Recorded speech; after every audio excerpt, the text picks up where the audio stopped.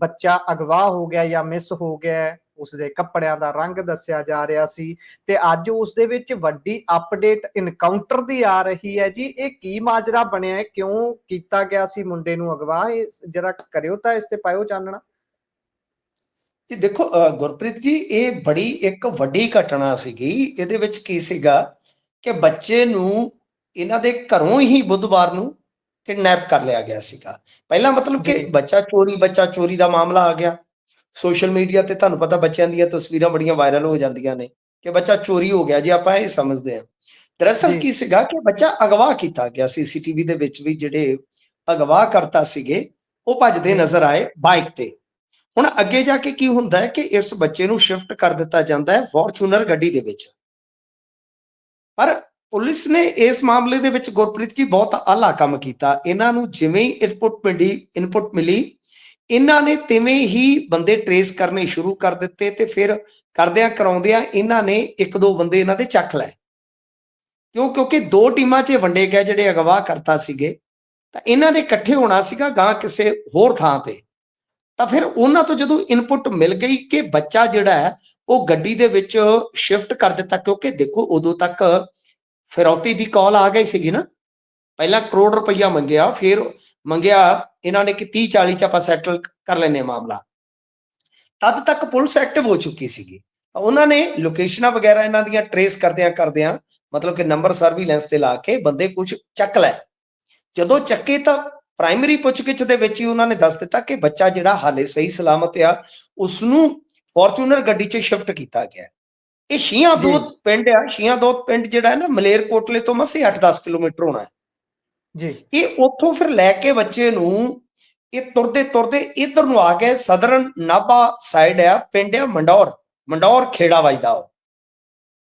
ਤੇ ਇਹਨਾਂ ਨੂੰ ਵੀ ਪਤਾ ਲੱਗ ਗਿਆ ਹੋਵੇਗਾ ਕਿ ਪੁਲਿਸ ਸਾਨੂੰ ਫੋਲੋ ਕਰ ਰਹੀ ਆ।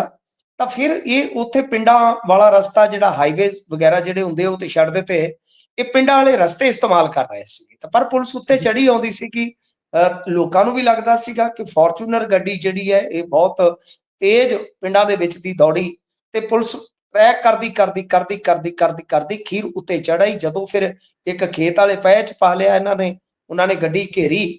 ਇਹਨਾਂ ਨੇ ਵੀ ਫਾਇਰਿੰਗ ਕੀਤੀ। ਦੱਸਦੇ ਪੁਲਿਸ ਦੀ ਆਫੀਸ਼ੀਅਲ ਸਟੇਟਮੈਂਟ ਇਹੋ ਹੈ ਕਿ ਇਹਨਾਂ ਨੇ ਫਾਇਰਿੰਗ ਕੀਤੀ। ਤਾਂ ਫਿਰ ਫਾਇਰਿੰਗ ਦੇ ਦੌਰਾਨ 3 ਪੁਲਿਸ ਵਾਲੇ ਇੰਜਰਡ ਹੋਏ। ਇਹਨਾਂ ਨੇ ਵੀ ਫਾਇਰ ਖੋਲ ਦਿੱਤੇ। ਉਸ ਤੋਂ ਬਾਅਦ ਜਿਹੜਾ ਮੁੱਖ ਮੁਲਜ਼ਮ ਸੀਗਾ ਜਸਪ੍ਰੀਤ ਸਿੰਘ, ਜਿਹੜਾ ਕਿ ਇਸੇ ਹੀ ਪਿੰਡ ਦਾ ਸੀ, ਸ਼ੀਆਂ ਦੋ ਦਾ, ਉਹਨੂੰ ਢੇਰ ਕਰ ਦਿੱਤਾ ਗਿਆ ਤੇ 2 ਜਿਹੜੇ ਸੀਗੇ ਉਹ ਨਾਲ ਦੇ ਫੜ ਲਏ। ਤਾਂ ਇਹਦਾ ਮਤਲਬ ਇਹ ਸੀਗਾ ਕਿ ਬੱਚਾ ਜਿਹੜਾ ਹੈ ਉਹ ਦਾਅ ਤੇ ਲੱਗਾ ਹੋਇਆ ਸੀਗਾ।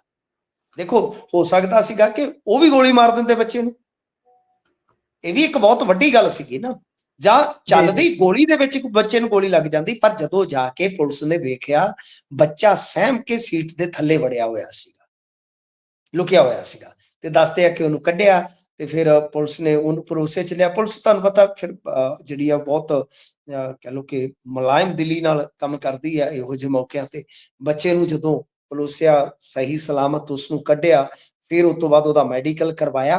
ਹੁਣ ਤਸਵੀਰਾਂ ਤੁਸੀਂ ਵੀ ਟੈਲੀਵਿਜ਼ਨ ਤੇ ਦੇਖੀਆਂ ਹੋਣੀਆਂ, ਮੈਂ ਵੀ ਦੇਖੀਆਂ ਆ ਕਿ ਬਈ ਬਹੁਤ ਖੁਸ਼ਗਵਾਰ ਮਾਹੌਲ ਹੈ। ਚੀਮਾ ਸਾਹਿਬ ਉੱਥੇ ਪਹੁੰਚੇ ਹੋਏ ਆ। ਚਲੋ ਕ੍ਰੈਡਿਟ ਲੈਣਾ ਵੈਸੇ ਪ੍ਰਾਪਤੀ ਤੇ ਪੁਲਿਸ ਦੀ ਹੁੰਦੀ ਹੈ। ਇਹਦੇ ਚ ਮੰਤਰੀਆਂ ਨੇ ਕੀ ਕੀਤਾ ਹੁੰਦਾ ਮੁਸਤੈਦੀ ਆ। ਇਹ ਪੁਲਿਸ ਦਾ ਅੱਛਾ, ਪੁਲਿਸ ਦਾ ਤਾਂ ਠੀਕ ਹੈ, ਕ੍ਰੈਡਿਟ ਲੈਣਾ ਬਣਦਾ।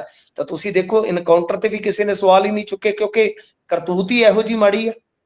ਚਾਹੇ ਇਨਕਾਊਂਟਰ ਸੱਚਾ ਝੂਠਾ, ਲੋਕ ਤੇ ਇਹ ਕਹਿਣ ਰਹੇ। ਤੁਸੀਂ ਦੇਖੋ ਨਾ ਕਿ ਕ੍ਰਿਮੀਨਲਸ ਦੇ ਨਾਲ ਕਿਸ ਤਰ੍ਹਾਂ ਹੁਣ ਲੋਕ ਹਮਦਰਦੀ ਜਿਹੜੀ ਉਹ ਨਹੀਂ ਰੱਖਦੇ, ਕਿ ਥੱਲੇ ਕਮੈਂਟ ਆ ਰਹੇ ਨੇ। ਕਿਉਂਕਿ ਮੈਂ ਮਤਲਬ ਕਿ 5 ਵਜੇ ਹੀ ਦੱਸ ਦਿੱਤਾ ਸੀਗਾ ਕਿ ਇਨਕਾਊਂਟਰ ਹੋ ਗਿਆ, ਬੰਦਾ ਇੱਕ ਮਰ ਗਿਆ।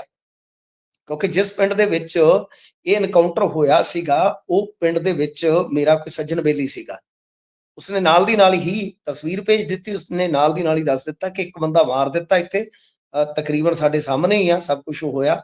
ਪੁਲਿਸ ਨੇ ਘੇਰਾਬੰਦੀ ਕਰ ਦਿੱਤੀ ਆ ਤੇ 1-2 ਜਿਹੜੇ ਆ ਬੰਦੇ ਹੋਰ ਵੀ ਨਾਲ ਲੈ ਗਏ। ਤਾਂ ਫਿਰ ਇਹ ਪੁਸ਼ਟੀ ਹੋ ਗਈ ਕਿ 2 ਫੜੇ ਗਏ। ਤਾਂ ਕੁੱਲ ਮਿਲਾ ਕੇ ਕਹਿ ਲਓ ਕਿ ਹੁਣ ਯਾਨੀ ਕਾਫੀ ਦੇਰ ਬਾਅਦ ਇਹਨਾਂ ਨੇ ਅਧਿਕਾਰਤ ਪੁਸ਼ਟੀ ਕੀਤੀ ਆ। ਇਹ ਸਾਰਾ ਕੁਝ ਵਾਪਰਿਆ। ਪਰ ਥੱਲੇ ਜਦੋਂ ਮੈਂ ਉਹ ਪੋਸਟ ਪਾਈ ਤੇ ਕਮੈਂਟ ਜਿਹੜੇ ਸੀਗੇ ਨਾ ਗੁਰਪ੍ਰੀਤ ਜੀ, ਉਹ ਇਹ ਸੀਗੇ ਕਿ ਜਿਹੜਾ ਦੂਜਾ ਜਾਂ ਦੂਜੇ ਆ ਉਹਨਾਂ ਨੂੰ ਕਿਉਂ ਨਹੀਂ ਮਾਰਿਆ ਗਿਆ। ਤਾਂ ਤੁਸੀਂ ਸੋਚ ਕੇ ਦੇਖੋ ਕਿ ਲੋਕ ਕਿੰਨਾ ਅੱਕੇ ਪਏ ਆ ਇਸ ਤਰ੍ਹਾਂ ਦੇ ਬਦਮਾਸ਼ਾਂ ਤੋਂ। ਪਰ ਪਿੰਡ ਦਾ ਮੁੰਡਾ, ਮਰਨ ਵਾਲਾ ਮੁੰਡਾ ਵੀ 23 ਸਾਲ ਦਾ ਹੈ ਜੀ, ਹਿਸਾਬ ਲਾ ਲਓ।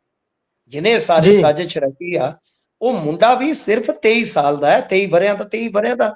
ਵੈਸੇ ਤੇ ਦੇਖੋ ਗੁਰਪ੍ਰੀਤ ਜੀ, ਬੱਚਾ ਹੀ ਹੁੰਦਾ, ਕੀ ਵੇਖਿਆ ਹੁੰਦਾ ਜ਼ਿੰਦਗੀ 'ਚ?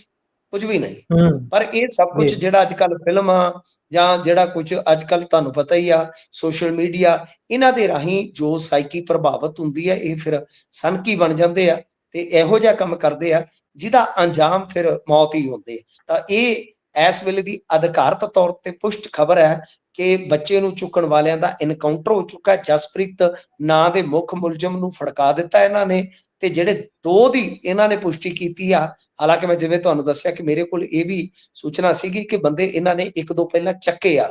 ਉਹ ਖੈਰ, ਇਹ ਸਾਰਾ ਕੁਝ ਅੱਜ ਏਦਾਂ ਵਾਪਰਿਆ ਕਿ ਸ਼ਾਮ ਤੱਕ ਬਹੁਤ ਵੱਡੀ ਖਬਰ ਇਹ ਜਿਹੜੀ ਆ ਇਸ ਇਨਕਾਊਂਟਰ ਦੀ ਬਣ ਜਾਂਦੀ ਹੈ ਜੀ।